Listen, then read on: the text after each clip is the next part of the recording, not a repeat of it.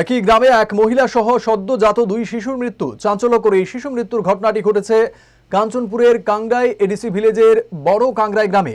কাংরাই গ্রামে শিশু মৃত্যুর খবর পেয়ে সংশ্লিষ্ট গ্রামে ছুটে যায় কাঞ্চনপুর মহকুমা হাসপাতালের চিকিৎসক ও স্বাস্থ্যকর্মীরা। জানা যায়, চলতি জানুয়ারি মাসের 6, 7 এবং 8 তারিখে জ্বরে আক্রান্ত হয়ে 50 ঊর্ধ্ব এক মহিলা সহ দুই পরিবারের দুই সদ্যজাত শিশুর মৃত্যু হয়।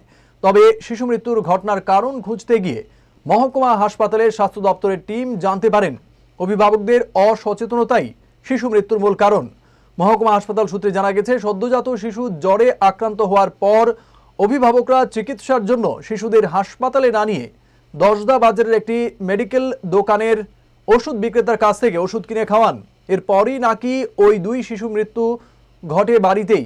তবে জ্বরে আক্রান্ত হয়ে নাকি ভুল চিকিৎসায় একই গ্রামের এক মহিলা এবং দুই সদ্যজাত শিশুর মৃত্যু ঘটেছে তা নিশ্চিত করতে পারেনি কাঞ্চনপুর মহকুমা স্বাস্থ্য দপ্তর।